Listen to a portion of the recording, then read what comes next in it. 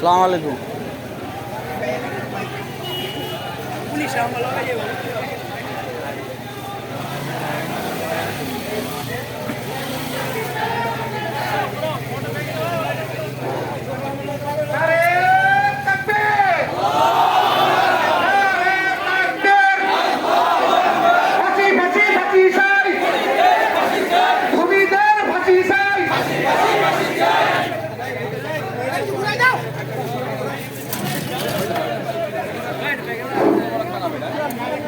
ঘুরে দাও।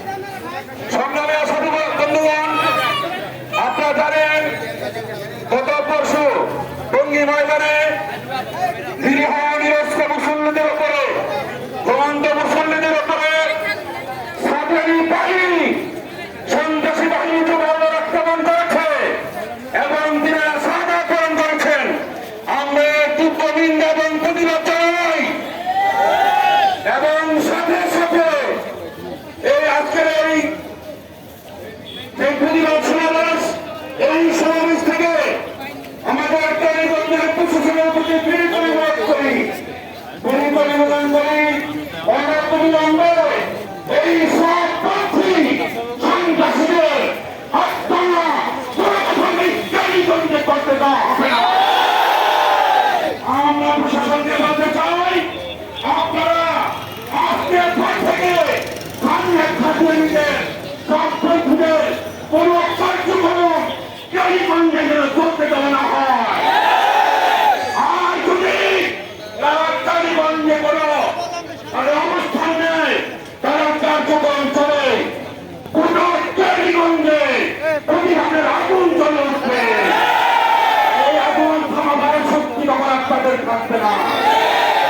আমরা জানি বিগত সৈন্য শাসক পশ্চিমবঙ্গ সরকার, এই পশ্চিমবঙ্গ সরকার যে প্রণয়ন করেছে তাদের প্রতাপ্তা এই ভারতের এজেন্ট, ভারতের দল, তারা এই সরকারকে দুর্বল করার জন্য, দেশের প্রত্যাশা সৃষ্টি করার জন্য আজকে সাধারণ মুসলিমদেরকে হত্যা করেছে। গভর্নমেন্টের কাছে আমরা দাবি জানাই, অনবিলম্বে তাদের গ্রেপ্তার করে ফাঁসির কাস্তে ঝুলান। সর্বশেষ আজকে বিক্ষোভ মিছিলের এখন বক্তব্য দিবেন জনাব হযরত মাওলানা السلام عليكم ورحمة الله وبركاته. نحمده ونصلي على رسوله الكريم. أما بعد فأعوذ بالله من الشيطان الرجيم. بسم الله الرحمن الرحيم. ولا تهنوا ولا تحزنوا وأنتم الأعلون إن كنتم مؤمنين. صدق الله العظيم. محترم معزز حضرات العلماء الكرام ও আমার প্রিয় তাওহীদি জনতা, 2018 সালে যখন টঙ্গী ময়দানে এই সাতপন্থী গুন্ডা মাস্তানরা যখন সাধারণ মুসলমানদের উপরে আক্রমণ করেছিল, ছাত্রদের উপরে আক্রমণ করেছিল, এমনকি তাদের আক্রমণ এবং পায়ের লাঠি থেকে কোরআনের রিয়াল পর্যন্ত রেহাই পায়নি।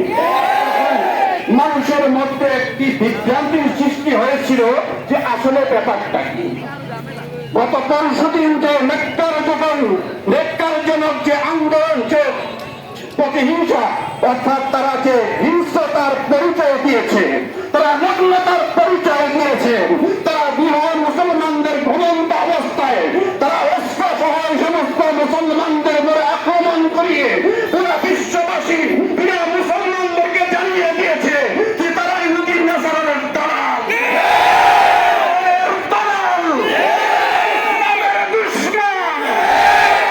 ভারতের দালালেরা হুঁশিয়ার সাবধান, আবাদিদের রাস্তারা ভেঙে দাও, গুড়িয়ে দাও, ভেঙে দাও, গুড়িয়ে দাও, আবাদিদের রাস্তারা ভেঙে দাও, গুড়িয়ে দাও।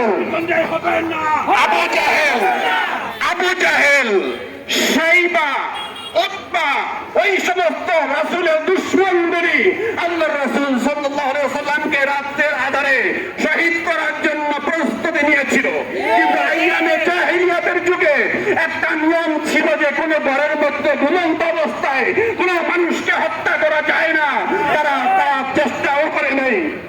আজকে দেখেন সাহাবপন্থী এই গুন্ডা মাস্তান চোর ডাকাত গুলি ঘুমন্ত অবস্থায় সাধারণ মুসলমানদের উপরে আক্রমণ করে এই কথা বুঝিয়ে দিয়েছে যে জাহেল আবু জাহেল সাইবা উতনা তাদের থেকেও তারা সবচেয়ে বেশি নিকৃষ্ট। আমরা অতি সত্তর সরকারের কাছে আমরা বিরুদ্ধে আহ্বান জানাচ্ছি।